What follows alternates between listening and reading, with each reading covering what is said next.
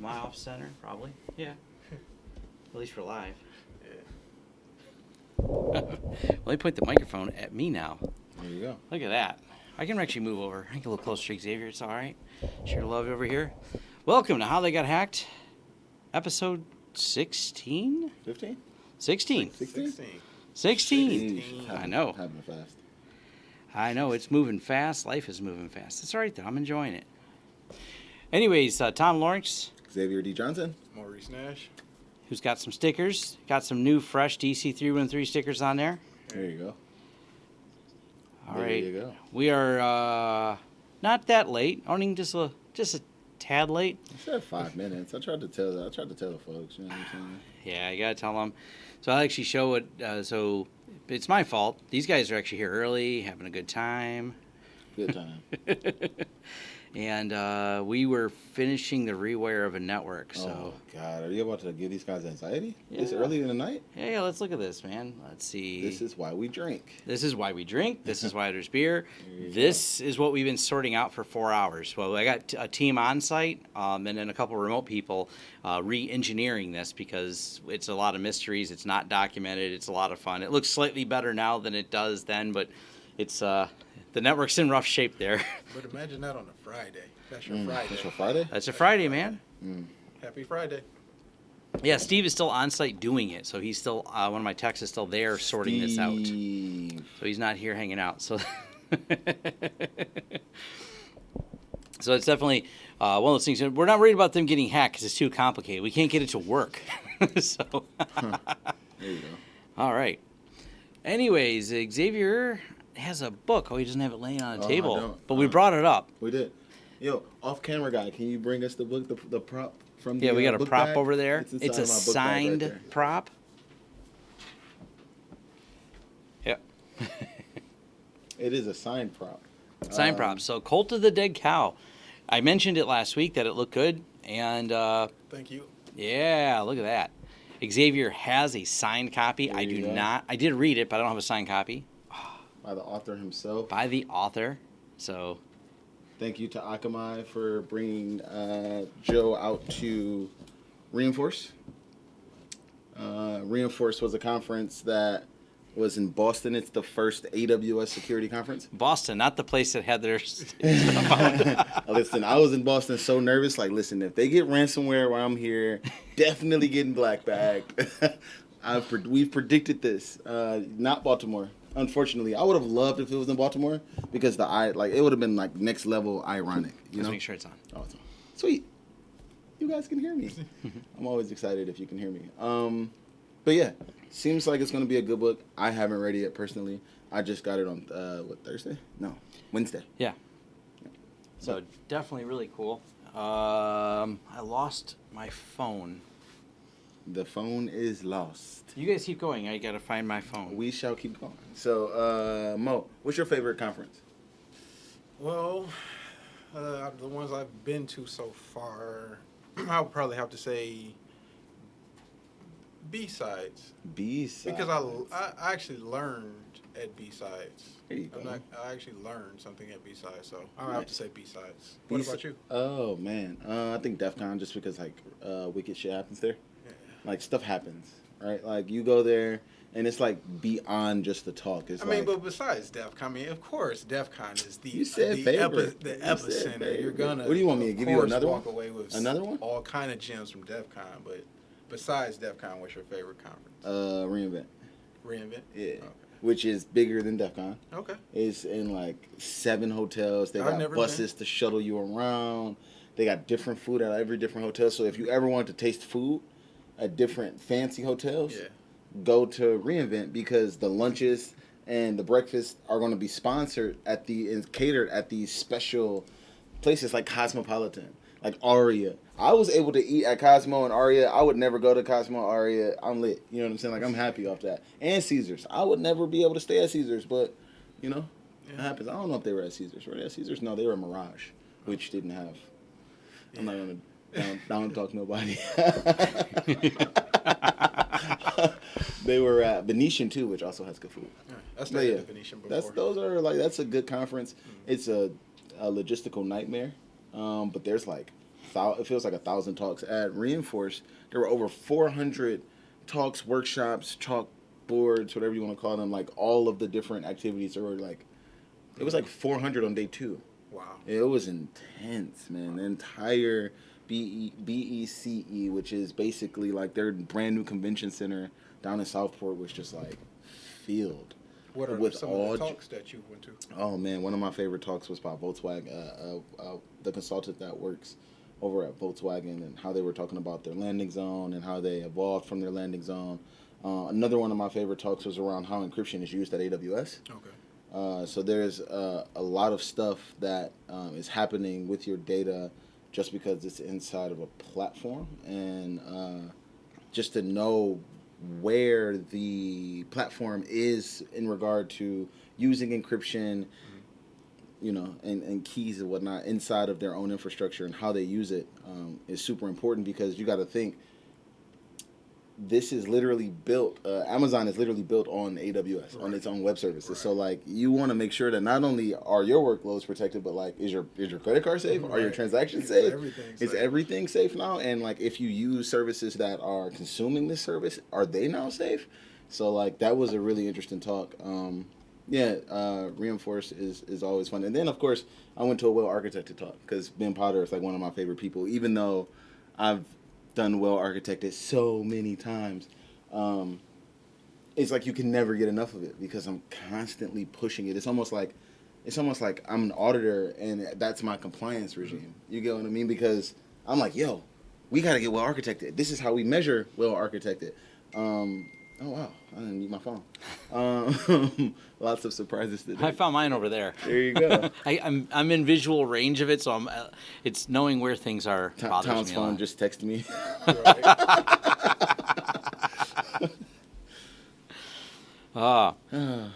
You know, it's fun. In someone had commented, I see in there that they said it's about the people, and it really is about the conferences. Is the hallway track, and we talked about this a few times ago. LobbyCon was amazing. You know what? I hate to sound this way because somebody somewhere is going to say I'm arrogant. So let me get closer to the mic here, right? There are literally people that I've met independently at different conferences, including AWS conferences, including workshops that were just in different places, some different countries. And knowing these people independently of, you know, for any reason has kind of paid off, because sometimes I'm at a conference like Reinforced and I'm having a conversation with one person and another fairly important person walks up and contributes to the conversation, and they both didn't realize that I knew each one of them, and that started to happen at like a snowball's pace. Oh yeah. Where like 4 or 5 people, because I know a lot of people at AWS. I've been working in AWS since forever. So to the point where they're naturally just like, why don't you work for AWS? And I'm just like, oh, I'm not saying I want to, but I'm like, the process just doesn't work for me. You know, like I've never been able to get into AWS successfully, even though I think it would be a cool place to work. I don't think they want me, which is fine. You know, I have a unique skill set, but the people, like it's so important to be able to go and network with people, because you never know what opportunities are going to come up because of it. Especially vendors, right? Like if you go and you hang out with vendors, and you know they have something that's compelling, they're going to introduce you to other people who have adopted it. Those people may be compelling. They may introduce you to other people or other vendors that also have solved problems for them. And now, like when you go to conferences, you have like this group of vendors that you just like hang out with. They jump from company to company. You really start to meet the people, not so much just the vendors, but the people at these companies. And then throughout your career, you have people you can leverage. Like, hey, you know, I need a SIEM. I know who to call for my SIEM. Like, you know, or I want like next level threat detection. He would know to reach out to the CEO of Huntress Labs, right? Like it's a thing. Like, you know, part of it is not just knowing what to Google and see what pops up, but actually going out to the trade shows, meeting the people, seeing what they have to say about it, meeting the evangelizers of it, so to speak, the people. Well, and to take it a step further, because you brought up Huntress, and that'll be the first story we talk about. So I was on a conference call, and so me and Kyle, CEO of Huntress Labs, know each other. We use their product, but I actually like personally know him, like I have a cell phone. And so we had a conversation and stuff, and then he did a great webinar that I will have in the show notes here. I've tweeted it out. I was not part of the webinar. I was just an attendee. I was not part of the people on there, but I was the one driving some of the questions. And one of the things that Kyle is great at is, and it's also his own problem in business, and Xavier's going to understand this, he's very honest, and the vendors aren't always happy about it. You can relate to that. So one of my favorite lines that I'll quote him saying during the webinar was, I've watched Cylance, Carbon Black, every one of these. He named off all the big names in this. He goes, I watch every one of them get run over by these different ransomware. There is no magic protection for all this. And this is directly related to a series of attacks that have happened. And this was entirely what the webinar was about. So the attacks have gone against the MSPs directly, like the managed service providers who provide IT support for these companies. And the attacks aren't just average, they're damn good. Right. Like these guys, the slide deck that goes with this webinar, they understood the tools better than the MSP did. One of the tools they used was ConnectWise Control, which is the same tool we use for remote management. Screen Connect, as a lot of people call it, because that's its original name. They understood the scripting inside of Screen Connect. They were writing scripts to help deploy and manage this. They were using the tools, PowerShell commands tied together with WebRoot. And I didn't even know WebRoot had the ability to spawn its own PowerShell instance to hide things. So they knew the tools, they knew the payload, they knew to disable backups. So first, hack MSP, grab their client list, use the automation tools that the MSPs have to deploy. Now, what this debrief was about is we know a lot of that stuff, and they went into that in the first part. The second part was how they got in. They didn't use password spraying. They logged right in. They had the password. So then they contacted some of the tooling companies, the remote management companies. They're like, was there a list of guest passwords? They're like, no. Log in from a different IP address. That's it. Hey, they username password right in. First try. First try. That's what everyone... So this is the problem. They're trying to figure out the commonalities between 3 MSPs that all got hit. How did all 3 of them get hit? What is the common thread between them? They all don't use the same tool set. They all don't use the same password manager. So there's something fishy that they're trying to figure out between them, so they're all doing the debrief between them and trying to sort it out. But it's very interesting because they didn't guess at the password, but there is one common factor of they didn't have 2FA.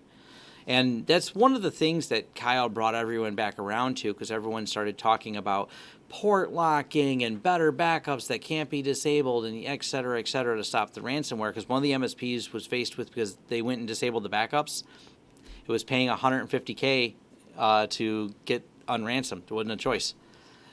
The other time, some of the other ones had to pay even more. It's not disclosed exactly what all of them pay, but it's not like some of the other ones had to pay more, because one of the problems that they said was they had a guy who had all the backups, but they said 2,000 machines. Every backup was great. We have to re-image 2,000 machines. He goes, there's not enough bandwidth to re-image 2,000. It's cheaper, even though we have the backups. Even though we've done all the security right, we have full images of every computer we can push the restore button to, it would take so long, the company would lose so much money into downtime, it was still cheaper to pay the ransom, even like though they had it. in Florida. Exactly, well, that's in the list too.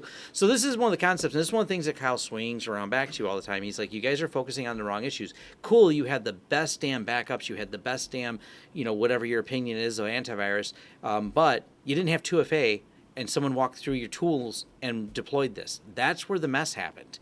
You didn't do this. And one thing about, there's 3 people who run Huntress Labs. They're all NSA.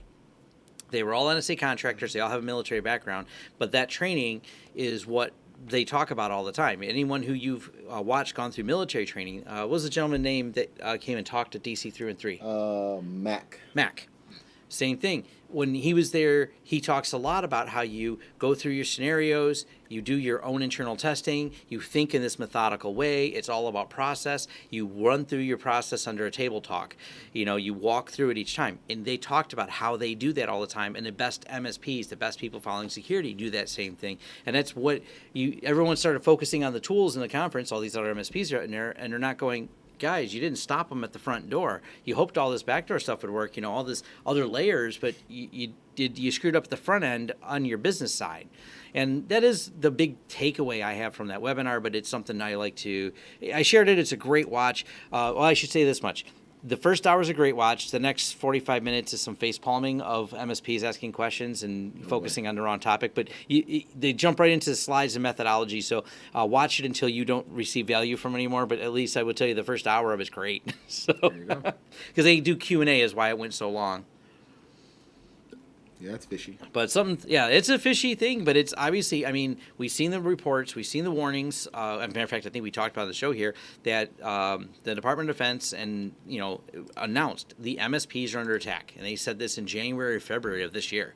And now we're seeing it, like, they hit a bunch of them all at once. So they've had, this is advanced persistent threat. They've been waiting for a while. They've had the passwords. They know people are sitting on this. And then they struck all these different companies at the same time. That was the weird part, too. It was very coordinated. And also someone went around saying nation state, and there's a tweet by Kyle himself going, quit talking about attribution. One, nation states don't care about hacking money. Nope. Well, one does. Yeah, well, North Korea. Yeah. Yeah. I mean, It's that's not the main goal. It's usually What? not the North goal. Well, maybe there, right? Yeah, maybe then. They kind of broke. They kind of broke, bro. They had some problems. You know, they Yeah. did do the whole thing that Swift heist.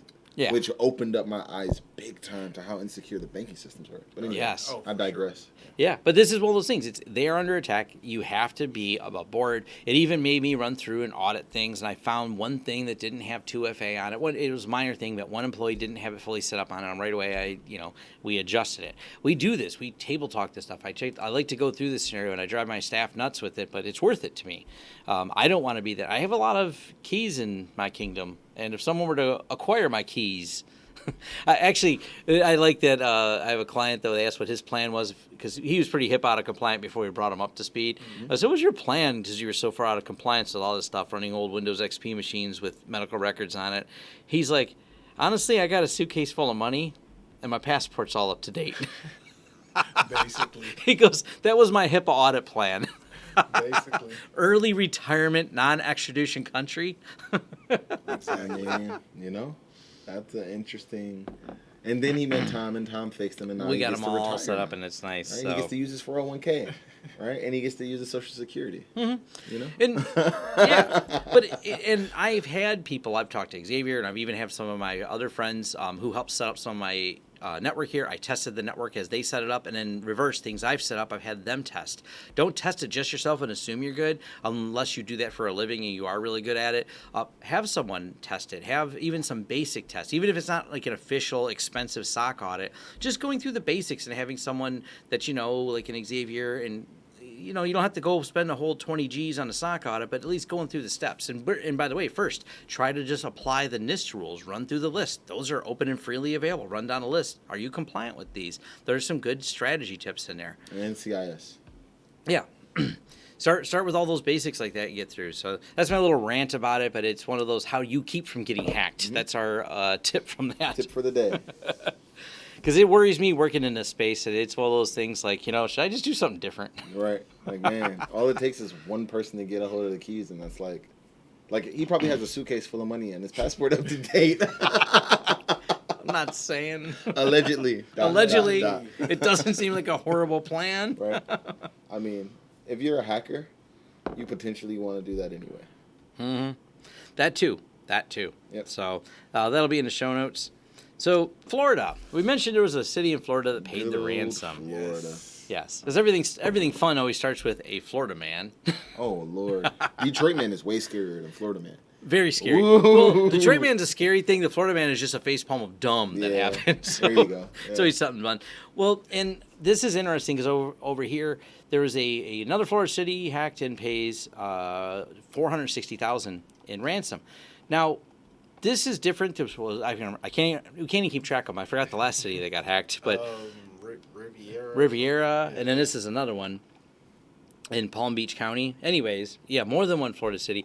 But the FBI has stood on their precedents of don't pay the hackers because that only encourages them. Right. They're not wrong, but the other side of the coin is you're making a decision as the city leaders of what do we do.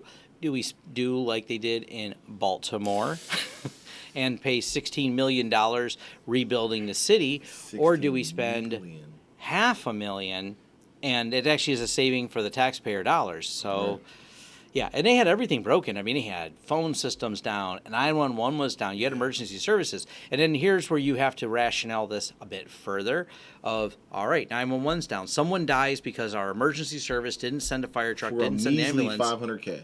Yeah, and then you're sued for more, Measly. because you're waiting and taking longer time and spending more money. So there's a lot that goes on in this, and back to social engineering, and that's usually how these are. So I always kind of find it funny that so many of the people that contact me are so over the top tinfoil hat, like, oh no, what do I do? Ram bleed is out there and it's the end of the world, man. And I'm like, no, you're more likely to click on a phishing email. Right. Please note, we have been, this is episode 16. We have 0 exploits from Meltdown, 0 exploits from, what's the other one? All the Intel chip flaws, just bundle them You don't even get together. exploits from Heartbleed.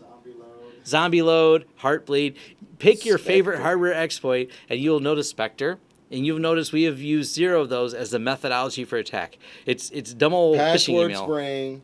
Phishing emails. And phishing emails. And default passwords. Default creates. passwords, yeah.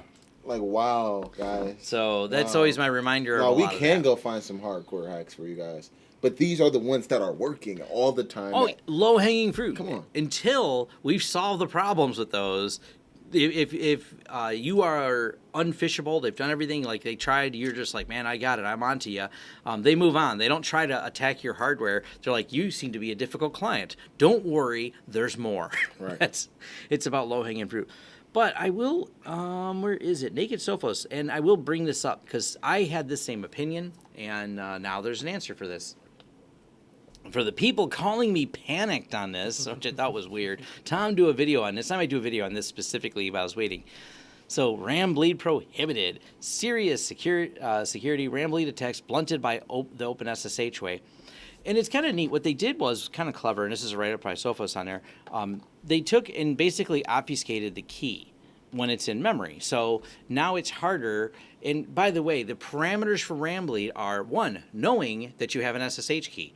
Doing differential matching, because the way RAM bleed works, not going too in depth, but if you've ever taken and hacked a computer or worked out, I should say, like build a custom computer, you'll notice RAS and CAS for row address strobe, column address strobe. Memory is held within a matrix. RAM bleed works by a really interesting thing. It looks at that matrix, let's say it's like a spreadsheet, and it looks at the rows and the columns, and it makes an assumption based on the pull of a charge of the piece of memory on looking at the row above it and the row below it to make an assumption of what that pull, of what direction it's in there. Then they have to get that data, which, by the way, is imperfect, run it through a series of algorithms to make assumptions. Because primes are used in building keys, they have to then take a series of assumptions, apply it through an algorithm that assumes prime numbers, then to build the SSH key that they pulled out of RAM and remove the errors and keep guessing until it's done. By the way, this has to work at full root level of your computer and be running the whole time, and it's a damn edge case, but they still fixed it. So update your SSH and you can't get the keys pulled out. But you see how difficult these were, and that was kind of my point about it. It's not likely to be a problem, and what these people did was obfuscate the way SSH keys are held in memory temporarily. Listen, so they probably told them, listen, this isn't a vulnerability. And when they addressed it, you know what they did? They said, here go $5,000. Here go $15,000. What's this worth? $30,000? $100,000? Like, really? Yeah. This is big. This is worth way more than any amount of money that OpenSSH would be willing to give me. yeah. So OpenSSH fixed it, so it's all done. And by the way, this is all done by actually most of the CPU ones, because hackers don't generally look for hardware in that level. And the reason why is because, and I really want to, the couple of the University of Michigan students that were working, or professors that were working on like the latest round of Intel hardware, this was like a thesis type project. This was like going on for months and months of research on a single idea of the concept that it can be done. The same with RAM bleed. These are academic research papers. Hackers don't spend 9 months on a single hardware hack that could take you, like it is a complete edge case, and not like, it's rare you'll find a hacker that's got that. They're going, I found a hole in Slack. I'm going guest, Cisco, Right. admin, root Tor, Vagrant. Vagrant.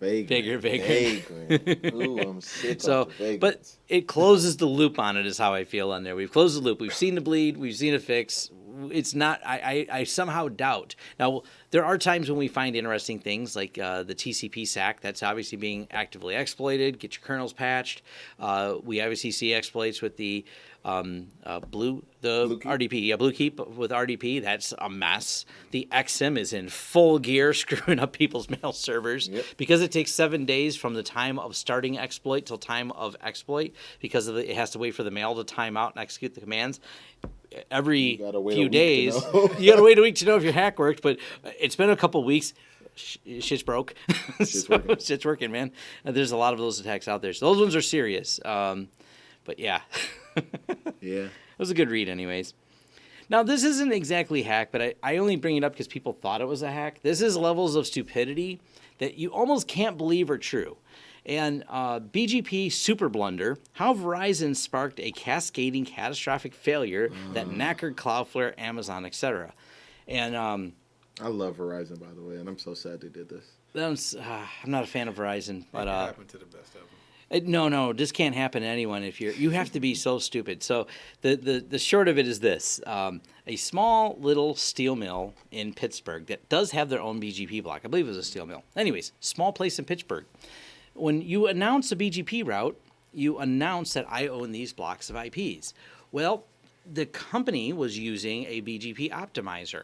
It's actually an OSPF, so for Open Shortest Path Optimizer. And the way BGP works is each company that owns a block of addresses say, these are my addresses, and they can announce routes. The BGP system is built on trust, and then built on filtering. So they uplinked to Verizon as a backbone provider, and they said, we own these routes, but we're changing a couple things, so we want to change the announcement of how we're doing our own routing. That way things can land on us properly.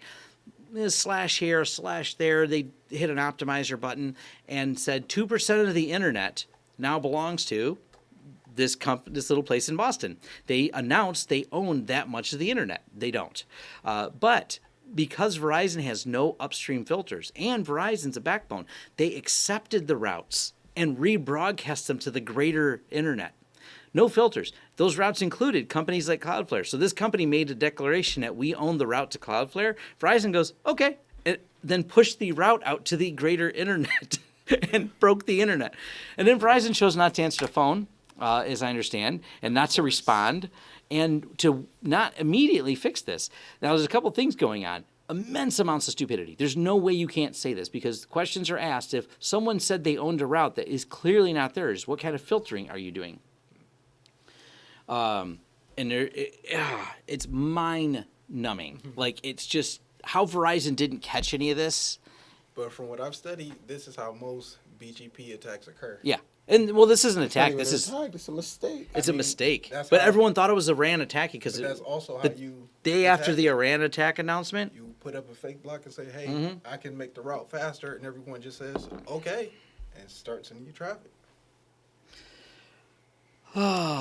So, yeah. I mean, so BGP is definitely attackable, but it's one of those we don't have time to attack it because Verizon's shutting down the internet. Fucking up my attack. Yeah. You know how upset I would be if I had just pushed go and it didn't work? Yeah. And I just intercepted all this steel mill traffic? I don't want that. What am I? I'm on the wrong server. Whoops. Oh, boy. Man, what if I would have been browsing something on Cloudflare that day? It just went through a random server, huh?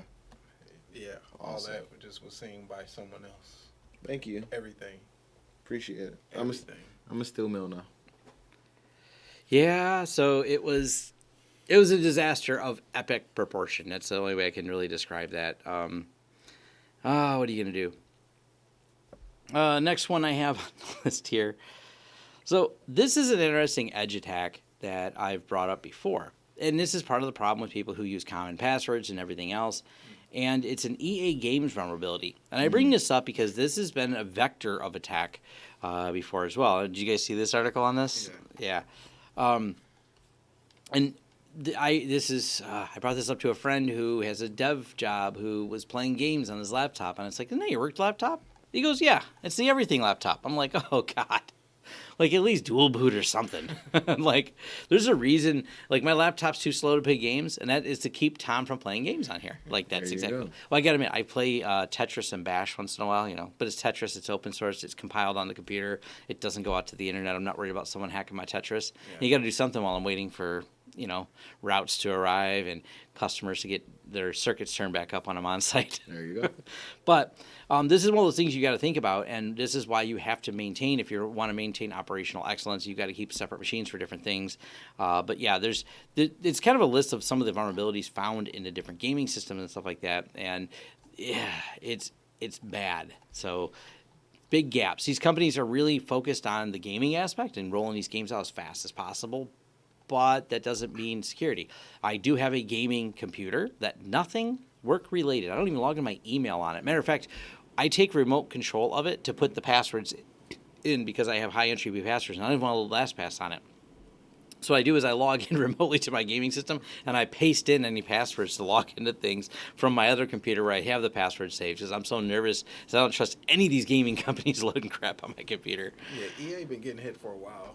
Them and Origin. I mean, you can go online and they have thousands of accounts for sale, or Yeah, Or I mean, that's the other side of it, too. That's kind of sad is get it on there. I'm even trying to teach my son, he's young, but I'm trying to teach him things like, got to do the two-factor authentication. You got to do this, and you get him all set up. He's got a phone, but, put it all on there. He doesn't like it. He's like, but, Dad, I just want to log into my game. And I'm like, well, got to think young, kid. Then you'd be crying to me when someone hacks your account. Can't have my son getting pwned. I'm saying, man, I would love to get those Fortnite skins from you, Mark. Yeah. I'm just being honest. I don't play the game like that, but I gotta stay fresh. So all them jump mans and all that you got, man, I need all of that, bro. I love that your password was your last name. I know people have a hard time spelling Lawrence, but this guy didn't. Yeah. At least my son, he does have fun aliases that he uses. that's what I was. I'm sure Marcus has amazing aliases. He's hysterical. I'm imagining right now. That kid says some Frickin' stuff. Lawrence. When we're offline, I'll tell you some things, man. He says a lot of stuff, man.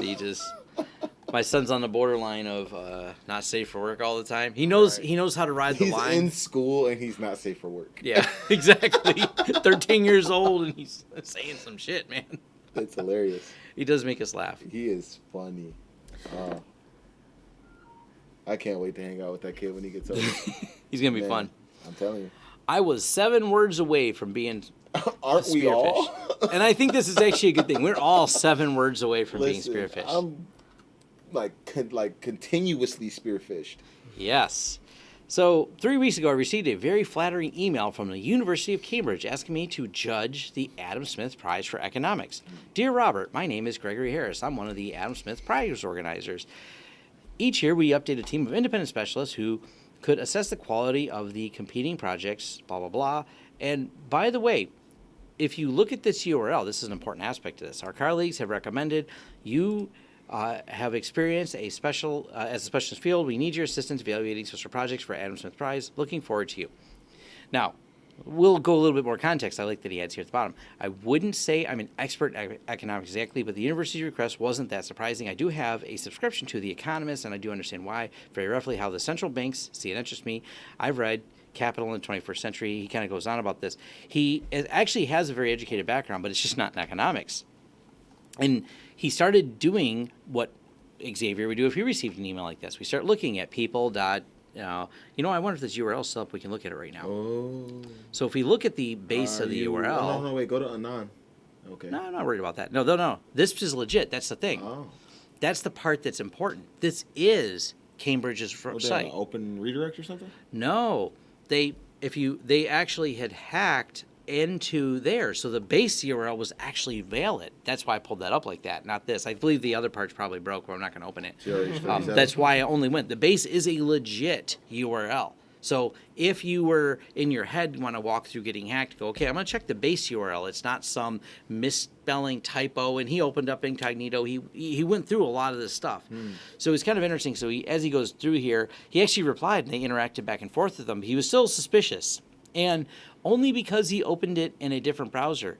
And this is the mistake the hackers made. If they would have told him they had to do it in Firefox, it had an exploit payload for that Firefox 0 day.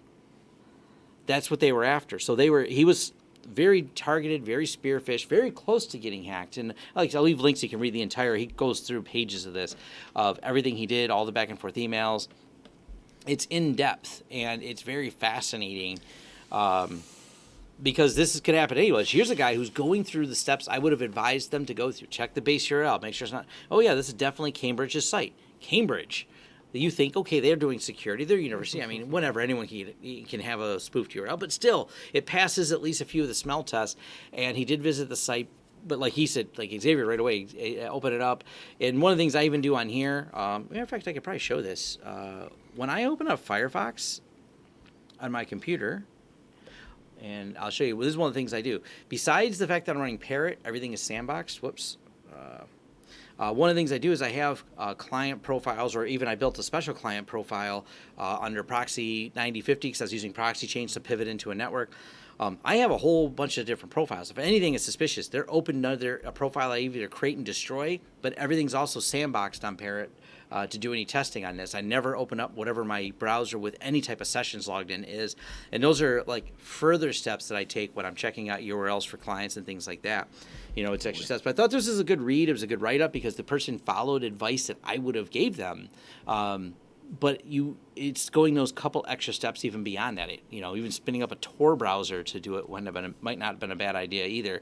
I do things on Tor a lot just to do it. That's actually when I've joked. When you see my VPN list, I have a list of different places. I don't even use the same VPN. I use because I use PIA and they have a lot of different options. I don't, even if it's two different URLs, I check them with two different VPNs because I'm freaking tinfoil hat.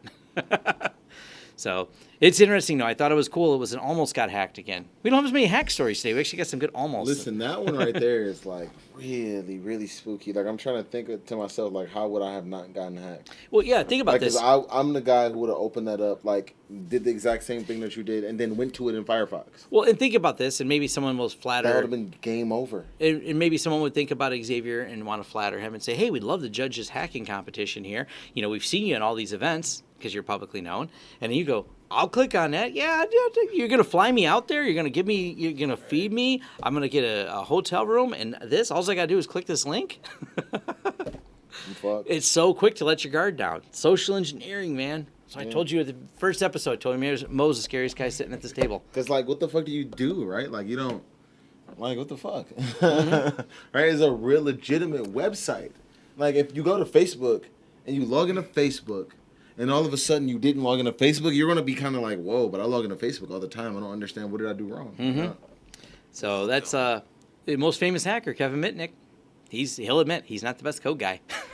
he's all about that social engineering.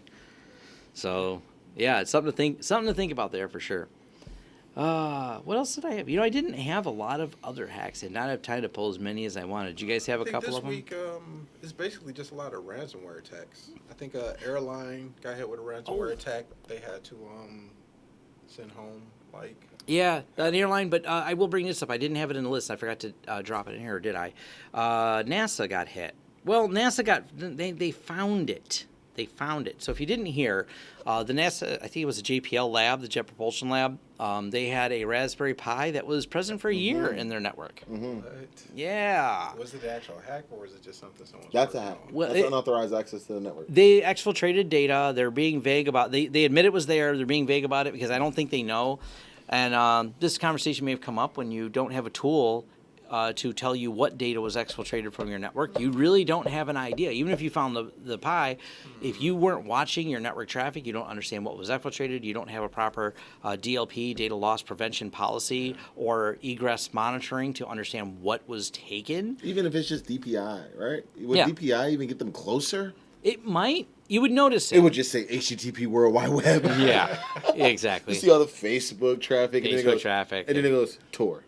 Yeah. So, I mean, there's... It's debatable. How much did they know? How much would have come out of it? I don't know. But if they have nothing... And part of it right away that they mentioned was the big blame was on flat network design. Yeah. And this... oh, my God. I had a company, and, they once again, they're a company, they're a research company specifically that I'm consulting with right now. And the new IT guy found me from YouTube, and he's got a flat network, so we're re-engineering it to segment it out into, I think, 9 sections, because there's 9 different research projects going on. Each one of them belongs to a different like funding source and everything else. So they're dividing up logically by that. It's been some work, but that's a lot of what you do. You start breaking these networks out. I just did a video on how to logically separate your network. I posted on my YouTube channel. It's become very popular, but it's one of those things. There's a reason you do all this. If when I can, this isn't as much. It's not that much of a budget constraint. It's more of a design and time. To design it, and designing secure segmented networks. The next thing I'm going to do is do a video on how to get your tinfoil hat on and disabling ports and things like that, because this is how you really prevent things from happening. And if you didn't listen to the last Dark Knight Diaries, that hack they did, which was kind of an interesting pen test, the first several ports they plugged into, not to spoil anything of it, but didn't work. And MaxSec. yeah. They actually had it set right. You can go a step further. You got to look for ways to, if you go all the way to a NAC device, a network access control system, you'll actually say only these MAC addresses are allowed. So when a hacker comes in and plug in his Raspberry Pi, it's not on the list. You don't get in. My friend that works for the government, that's how they do not do anything that's not designed like that. Like every time a new computer comes in their network, they got to get the MAC address of it. They have a generic, unrelated network for people who bring their phones to work, so they don't have to keep track of the crap. But everything is right down to the MAC address. That MAC address is tagged and assigned to be that person. That's it. So you have to spoof a MAC address to even plug into a network jack in their office. So not that that's impossible, but boy, it's hard to plug a Raspberry Pi in a network like that. So I'm going to probably do that next level video showing... and it's great to do. Now, that becomes a management problem, is why I don't recommend doing it unless you have the time to manage it. Hey, it's great, but you'd actually every time someone moves a phone or something like that, if you don't got time to do it, if you're a part-time admin and you're like the guy, like we have a couple guys, the CAD guy is also the guy who happens to know about computers, and he mixes a network. He ain't got time for that. You either got to decide to outsource that to someone like us who will manage all those, but you got to weigh the considerations and what are they after in your network. Is that a concern? Is someone going to plug a Raspberry Pi? I'm going to say if you're NASA JPL, yes. And they did. So we're not wrong. But NASA's like so busy. Like that's what happens when you work in research and development environments from my experience. I've worked in numerous labs, and one of the most upstanding labs I've ever worked in is for a company that I cannot name, but they had a completely air-gapped network. And when I say air-gapped, I mean you had to be in the building, plugged into the router, or plugged into the switch, right? And that port on that switch had to be in that VLAN, right? And your MAC address had to pass the NAC, like all of it. And then you could get in. And you still had to go to a bastion to jump into another the environment, right? That because the host only had a route set up for that bastion. It's interesting. NASA, this is the register. I got in the show notes now. NASA JPL. I like, the register. They're so good at snark. I love the register. Yeah. NASA's JPL may be able to reprogram a probe that arcs the end of the solar system, but its security practices are a bit crap. Office of the Inspector General brings lab back down to Earth. I just like the titles. Dude, that is a cool job. Office of the Inspector General. I want to be that dude who walks in with the hard hat. It's got like the dope crest on it. You point at the stuff. I'm just like, what the fuck is this? Like this one? This is a Raspberry Pi? Yeah. Whose does this belong to? Who here even knows what a Raspberry Pi is? Everybody just looks down at their shoes. Like, Raspberry Pi. We put stuff on the moon, man. Like we're sending stuff in outer space. We don't have a lunchroom here, sir. we like apple pie. We're American. We're apples, man. Definitely a concern, though. That's definitely Andrea Hoffman. We are posting these as podcasts. That is the final straw. Yeah. God damn it! Too many people have requested it. Yeah, it just gotta happen. I'll look at setting it up. Yeah, either he's gonna do it or I'm gonna do it. Yeah, I know how to rip the audio off. Yeah, we have to. Well, there's we use because I already have that SMLR podcast and we use Blurberry. I think Blurberry has an option so we can just grab the audio is easy to grab.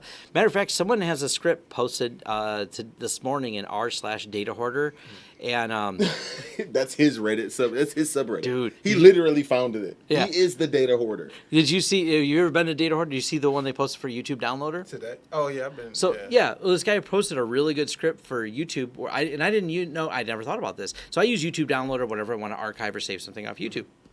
go a step further, this person has a script that grabs playlists. So you just drop the playlist of all the things you like, and it organizes all your files and everything for you. It's Oh, that's nice. yeah. So, and we have these in a playlist, so we could actually rip all the audio with this script. Just modify it to rip how they get hacked, turn it all into audio files, and upload it back over there. I'm actually helping my wife with her podcast right now, and of course we do our own. So I've got. And I help my lady out with her podcast Yeah. too. I got an entire podcast studio in my house. Exactly. Like, So my God. we know how to Thanks do some of the Jesse podcast Dorsey, stuff. because Jesse was the only guy that believed in me in my podcasting dreams. I'm pointing at you, Jesse. You believed in me. I believe in you. Yeah. So yeah, that may happen. We may meet this as a podcast. That'd be kind of It's fun. a must. It's a must. Yeah, a lot of this is audio content. I read what's on the screen, so and we will keep it that way so we can the episodes themselves. If we get around to doing some tutorials in between, those won't be part of the podcast. But yeah, because those are going to be more visual representatives. So very cool. Mm-hmm. I've kind of reached the end of my list, guys. We've been here about an hour. This is the favorite part of the show. This is what everybody. I think people like the part of the show where we're just like spitballing. Yeah, after we run it down. After we get y'all to run down. So listen, movie suggestions, Mo. What you got? This week, brain scan. Oh, I'm sick. They scanning brains. What happens in the brain scan? I'm gonna post. How old is this movie first? Brain scan is from 1994. Ooh, we got one of them. Oh, I gotta put that on a T-shirt. Yeah. That's looking crazy. So brain scan. Oh, see, have Tom pull it up. Right? What's that? Brain scan. All right. Put it in the this movie. There's beer in the bottom if you're looking for beer. Yeah. So brain scan is my pick of the week. It's a horror movie, but it has a lot of cool Yeah, technology. grab one. in That's it. all I got. Sorry. The system he has for that time period is badass. So do I got the right one? Brain scan. Where? No, what? no, up, forward. Oh yeah. That's Okay. it. Brain scan. I thought you put it on the TV. Brain scan. Yeah. I don't have a movie recommendation this week. This week was rough. I did not watch. I have not watched any TV at all. Like this has been a no TV. I mean, I just have so many movies This in my week head. has been I just- definitely hard for me too. I will say this: if You you were want out of something town. interesting to watch, go look at the AWS reinforced YouTube videos. Yeah, I mean, I'll point out for a book of the week that book right there. I read it. I mentioned it Friday last week's show, and then Saturday morning I'm like, and I'm not a bookstore person, so I'm like I get things online. So I get online, I'm like, Cult of the Dead Cow. I said I wanted it, get it. The next I started listening to it. I'm like, I'll finish this in a day or two. Nope, nonstop. I didn't stop till it was done. It's finished. I finished it. I bought it Saturday. I don't remember how many hours, like 6 hours later. I was done with it. It was great. I was thrilled. It's a page turner. I enjoy books like that. Someone said the book was kind of slow, and I'm like, it's got a lot of information in it. And someone else complained there's not in the background. Something to be clear about. The people gave the background as much as they wanted to give within there. And the author, a lot of respect for someone who does this, made sure that any information that was going to be made public, he worked back and forth on what could be public, what couldn't. So yeah, certain things are going to be redacted. That's exactly what you want. Hackers are only going to let you so far in, so to speak. And he worked with them to give names where there were names and not names where they weren't. So he didn't try to dox anyone. He wasn't out to get anyone. It was a good story about the history of the Cult of the Dead Cow and how the Cult of the Dead Cow. Here's something that's right in the beginning of the book that's kind of crazy is, what was that company? A band, I'm sorry. Jefferson Airplane. So song Jefferson Airplane, band from the, Haight-Ashbury days. They lived with Jerry Garcia. They were, the whole Grateful Dead thing, right? What does that even have to do with hackers? They were actually part of the forming of the first thing. That counterculture, they were involved. Like I think it was a drummer. He was involved, and then a drummer's son was part of the Cult of the Dead Cow. Does this book go through that? Yeah, Don't all in spoil details. the book. Oh yeah, Justin, this is in the beginning. I haven't even read the book yet, Tom. Stop. Tom, take this to the audio version. My book is Advanced Programming in the Unix Environment, second or third edition. It is a fucking amazing book. One of my favorite books. I read it this week. That's how awesome it is. If you ever want to know about File.io, if you ever want to know about daemons, if you ever want to know about the file system in Unix and actually how all of the shit works, Advanced Programming in the Unix Environment, or you can pick up the one that's just Advanced Unix Programming. One of those two. Advanced Unix Programming is the one I think I actually read. It's It's a good one. Mm-hmm. It's a good one. And you know hackers, right? You ain't a hacker until you know how Unix works. Okay, like you gotta know everything in Unix is a file. You gotta know how file I/O works. That is a great book, and I don't care how long you've been working in it. Pick it up, you'll be like, "Holy shit! I didn't realize that's not how that worked." Well, it's kind of interesting, though, and they touch on how the back ORF was created and why it was created for Windows. It is because the person who authored some of it was more into Windows, which they were snubbing their nose at him for it. Because everyone else was into Linux at the time. So there's all the little stories about that there in that book too. So, but learning, I've been a Linux user for a long time, but yeah, they take the time, read the books, do the, it's great. Take those deep dives. People talk about binge watching Netflix and stuff like that, and that's cool, but binge a few books, man. It's good. It's good for you. There's not any of us here who haven't spent some time reading about this. This knowledge didn't just fall from the sky and into our heads. What? You guys already know how I feel about books. A lot of you have hit me up and still hit me up. You know, people go back and watch the old videos. Yeah. And then they reach out to me on Keybase and they're like, "Yo, I need those books." Yeah. Right? Because they're there. And I've been told that I'm going to be sued for it at some point. And I probably will. Pass around all those books. I probably will. But it'll be worth it at the time that happens because I know that somebody learned because of me, and that is so much more important to me than any amount of lawsuits you could ever give me. The non-suable list There you go. Is the list of the books, but not the links to download them, because I publish them on our forums for my company. I published a list of books. You may purchase them if you want. Wink and a nod. So one of the unrelated directly to hacking, but one of the great entrepreneurial books I read is called Without Their Permission, which is Alexis Ohanian. Love that book. Oh, love that book. Great book. Alexis Ohanian, founder of Reddit, HipMonk, and a few other sites. Really interesting entrepreneur.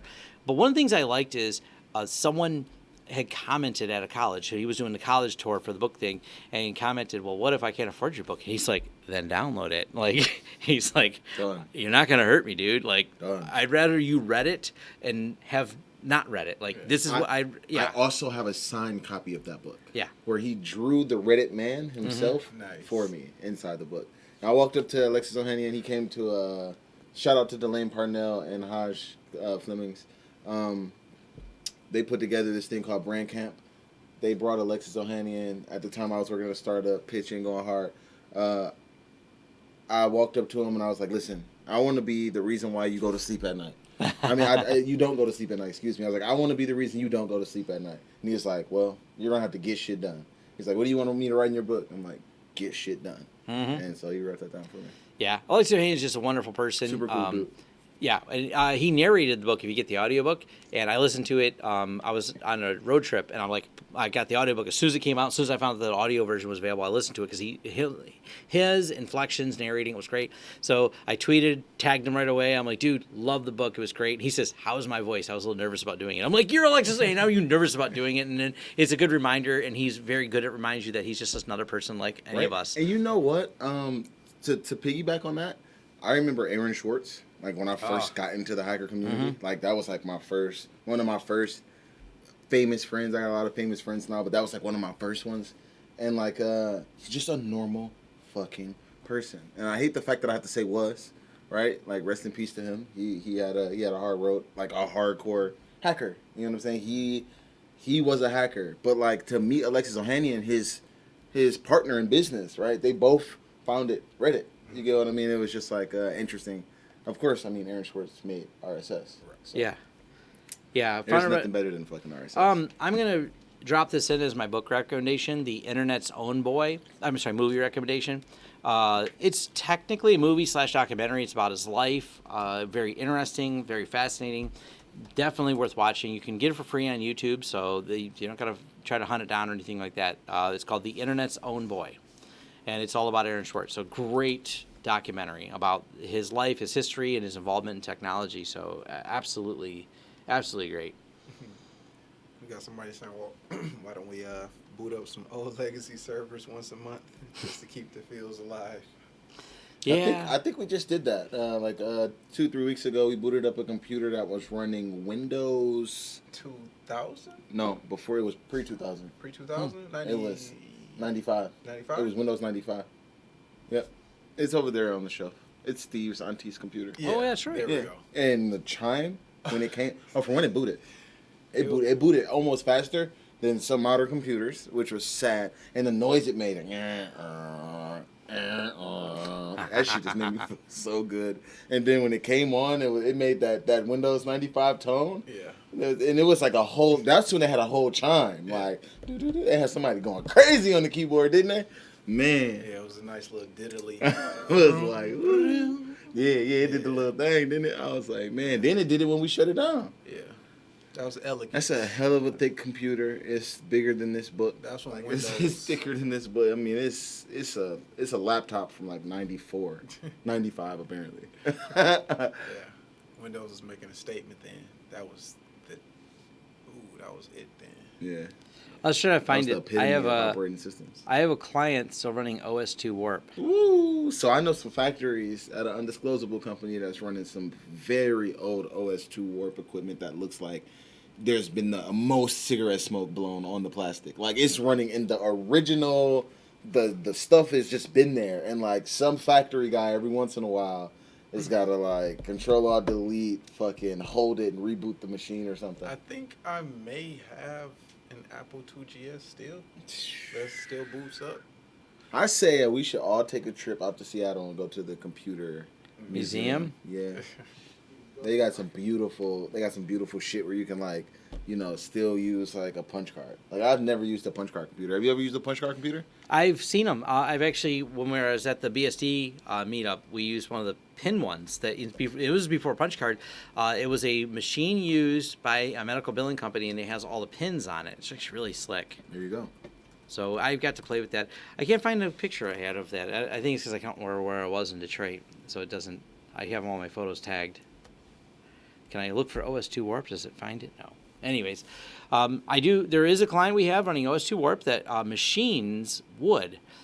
All are the controllers that machine all these cabinetries that get shipped out. They're behind the scenes manufacturers, so you don't know their name, but they make all the counters and stuff that get shipped to companies like Lowe's, Home Depot, and stuff like that, and they're one of our clients.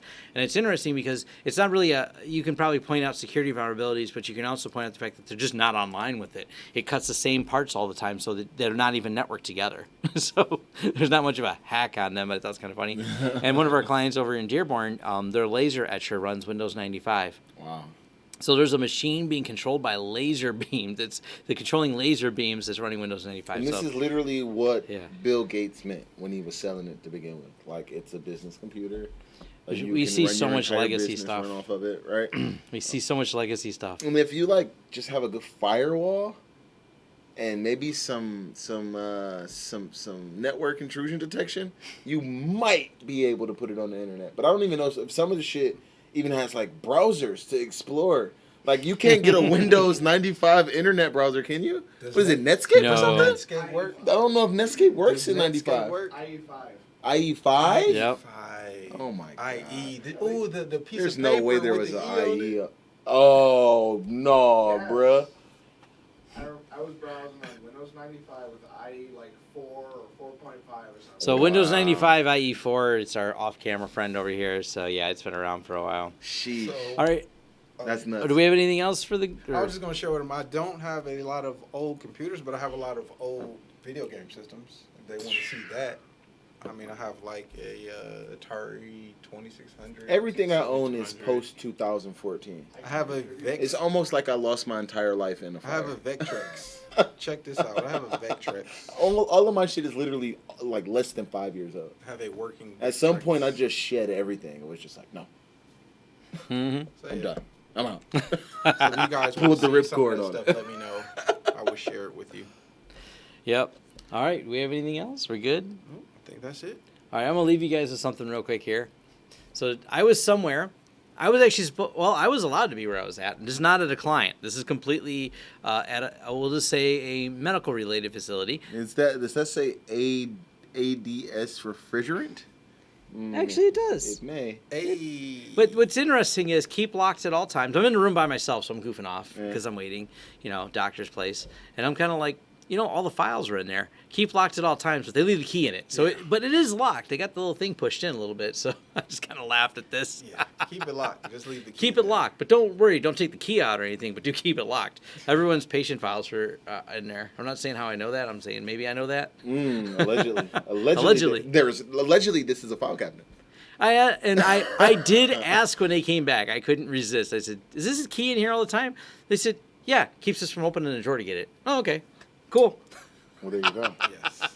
And next time you're at the doctor's office, go through all the drawers. Why is the drawer in there with everything in there? These are things I don't understand. Move. Nobody get hurt. I come for your files, man. No, don't And do this that. is the time when in which I click the button. And we're out. Later.